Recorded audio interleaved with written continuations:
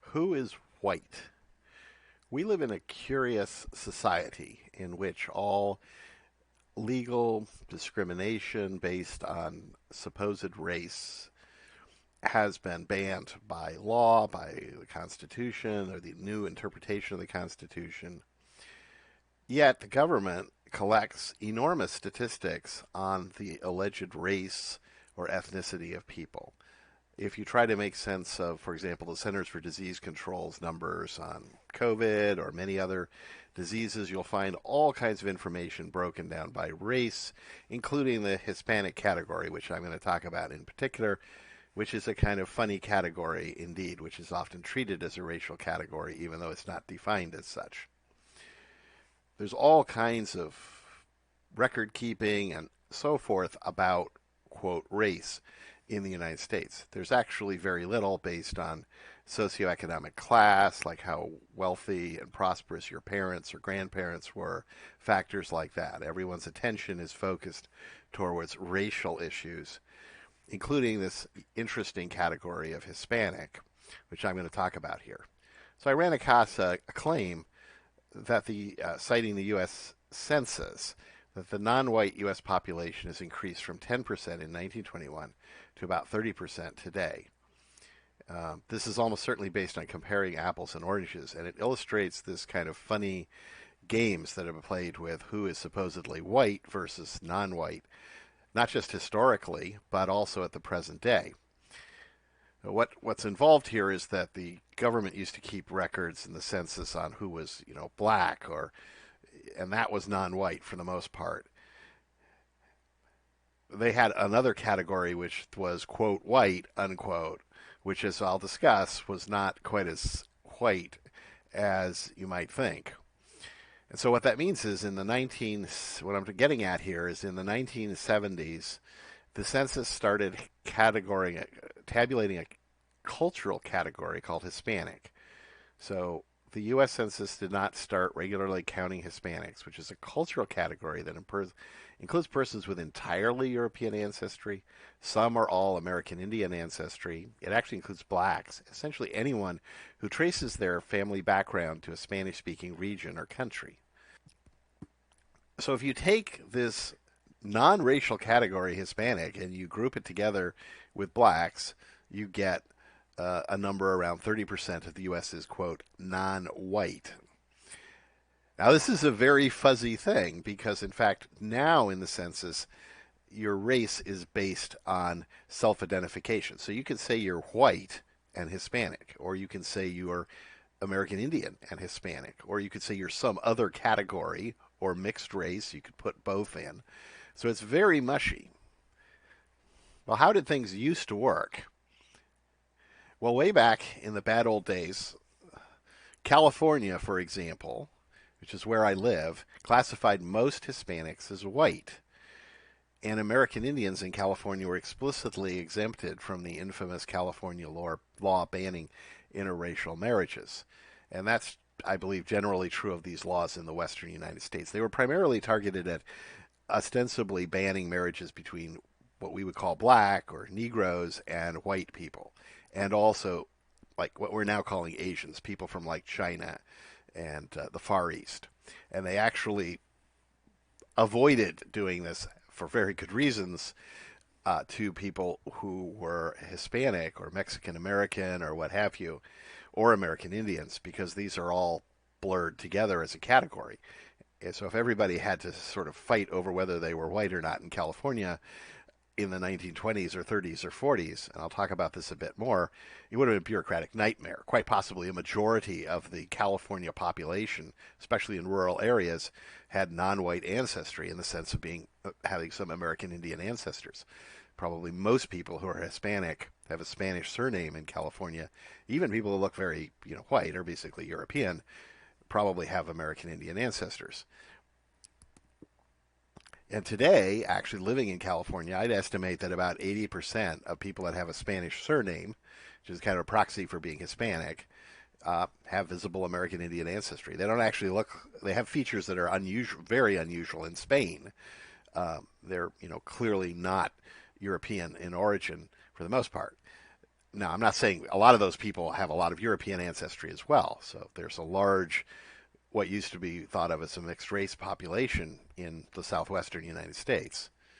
So the U.S. acquired a substantial non-white, as sometimes defined today, population in the Mexican-American War and the annexation of Texas. It's a long time ago. That was in 1848. What we did is we classified them all as white, and the U.S. Census avoided counting these people as separate from the white population. They were white. Uh, and many Hispanics today self-identify as white when asked their race, even if they have visible American Indian ancestry. It's not unusual.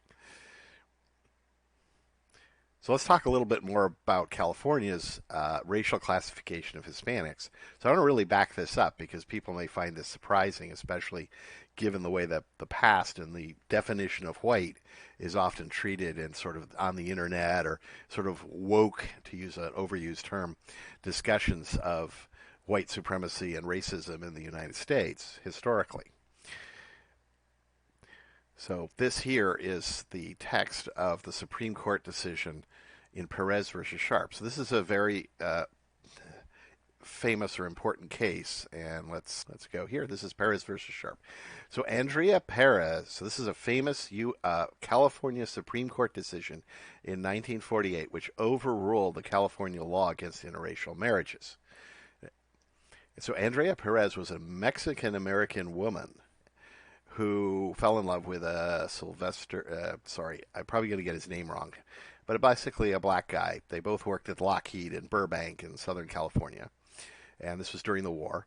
And she wanted to get married in California in this her Catholic church that she and her family attended, which is why, at least according to the accounts that I've read, why they actually challenged the law. We'll see. They could actually have gone to Mexico, gotten married, come back with a Mexican marriage license or whatever, and that would have been accepted in California, even though supposedly interracial marriages were banned in California.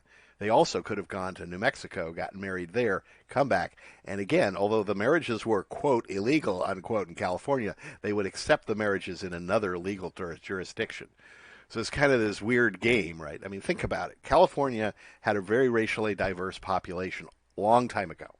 It's probably one of the most racially diverse states in the country, and it was, way, way back in the 1840s. A lot of people from, China, from all over the place, right? So this idea of banning interracial marriages is like, particularly, of course, with Mexican Americans and people of what we now call Hispanic background, was a really probably pretty touchy thing, not something they could easily enforce.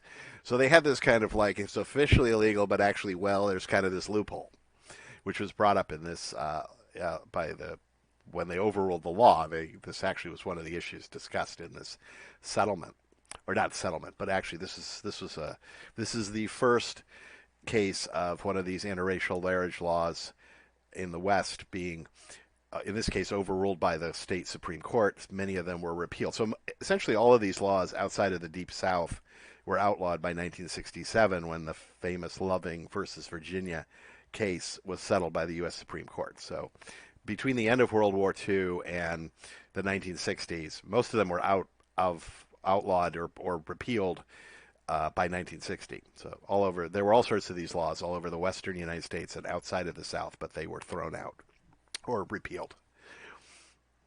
So what's significant here is it gets into these kind of things. And Andrea Perez identified herself in the Los Angeles marriage license as white, and her Sylvester Davis. Here we are, just to be fair. Her husband was Sylvester Davis. So he identified himself as Negro, which was the polite term for black back then. They sued and got it all the way to the Supreme Court in California, which then ruled, actually citing the U.S. Constitution. Not this. If you read the actual decision or the arguments of at least they're actually citing the 14th Amendment and the U.S. Constitution to rule the law unconstitutional. So they weren't actually. It's sometimes described as they're citing the state of California Constitution. That's not the case. This is the Supreme Court, the state of California, but they actually cite federal constitutional arguments as to why it should be thrown out. It's very much a precursor to Loving versus Virginia, which banned these laws against interracial marriages throughout the entire country. Relevant here, though, is it illustrates that Mexican Americans were classified as white, not just in California, but essentially all of the southwestern United States from 1848. And let me just give a quick shout out for. So, this is a very detailed article which I link to, which goes into the entire case, the people involved, the legal arguments, etc.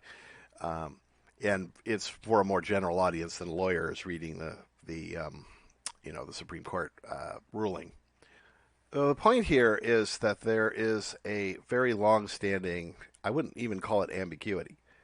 Mexican Americans and such like people were being routinely classified as white, both in California and Texas and everything that was taken from Mexico in 1848.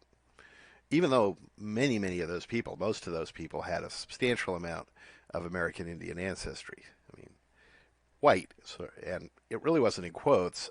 Hispanic is a curious category because it's not a racial category. And it's likely it was marketed this way because many Hispanics consider themselves to be white. In fact, many of them, for all practical purposes, are white. They're just as white as I am or anybody else. Probably about 20%, I would guess, of the people with Spanish surnames in California, you cannot tell. They may have American Indian ancestry, just like people all over the country may have American Indian ancestry, but it's not visible in any way. But the country way back in 1848 basically decided to just sort of sweep this whole issue essentially under the rug by just saying everybody's white. In fact, if you look into it, when we defeated Mexico in 1848, it was seriously considered to annex the entire of Mexico, to take all of Mexico. And there were debates over whether to do this. And in those debates, this issue that Mexico was not white, right, came up and said it was a huge population we would have to absorb and assimilate into the country if we took all of Mexico, much larger than the few million or whatever the number was we got when we took over the southwestern United States. There's a lot of desert and not very nice, not very valuable land at the time. We did find, of course, mineral resources in various places. There was copper in Arizona and gold, of course, in California for a little while and so on. But basically, we were just making a land grab for land which in many cases wasn't that valuable, as it wasn't heavily populated. It was mostly either desert or small, like the Apaches and people like that. So this was done deliberately. They said, well, take the areas that don't have a large population, which we can handle better, and leave Mexico alone, or what's now Mexico alone. We took like half the land that Mexico controlled, but primarily that which was not heavily populated. And then we built, aqueducts and all kinds of stuff to turn it into habitable areas. I mean, Southern California was largely a desert. Phoenix, Arizona, which has like most of the state's population, is completely supported by irrigation systems. It's a huge project. There's all of this to render some of these areas habitable for large populations from the U.S. So what do they do with the people who are already there, the Mexicans? They're all white. End of problem.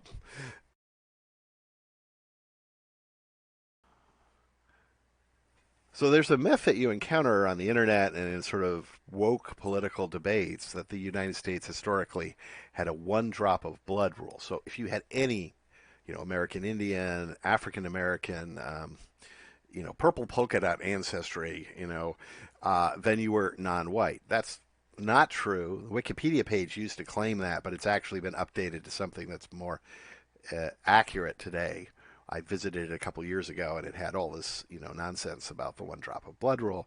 This is just not true, as indeed this particular case with California and the Southwest, where the Mexican Americans and people like that, other people, were being classified as white very explicitly in the legal system. It was sort of like one drop of Spanish blood and you're white, was basically the actual rule. And that was the law. Mexican Americans were classified as white. They were not in any way stopped from classifying themselves as white. And in fact, these interracial marriage laws were being applied to them. They couldn't marry black people because, again, they were white. It illustrates the fuzziness of race as a concept. Now, I think there probably is sort of race, and it is somewhat a real thing. So I'm not taking that position, but nonetheless, it's very fuzzy around the edges.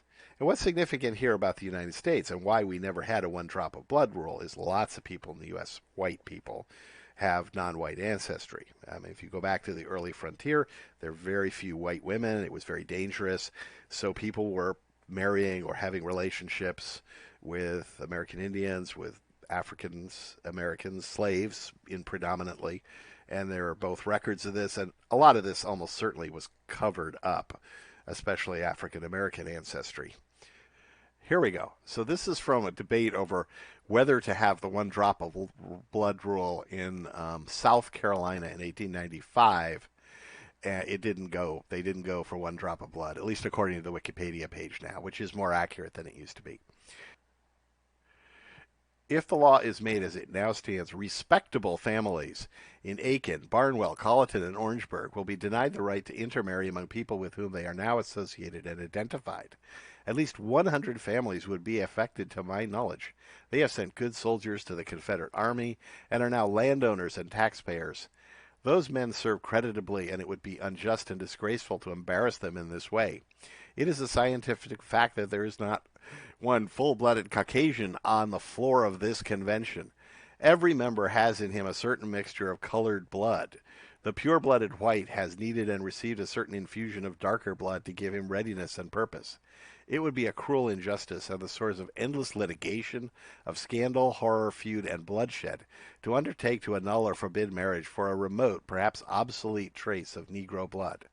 The doors would be open to scandal, malice, and greed, to statements on the witness stand that the father or grandfather or grandmother had said that A or B had Negro blood in their veins. Any man who is half a man would be ready to blow up half the world with dynamite to prevent or avenge attacks upon the honor of his mother and the legitimacy or purity of the blood of his father.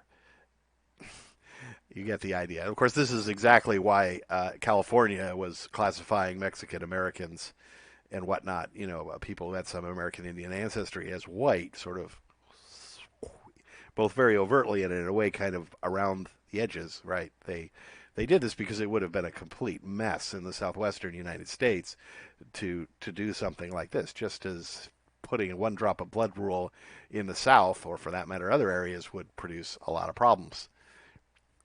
So in conclusion, the definition of white, not only today, but historically, can be remarkably fluid. This concludes this video presentation. If you like this video, please click like. Please click subscribe and the notification bell if you would like to receive more content from us. You can avoid internet censorship by subscribing directly to our RSS news feed.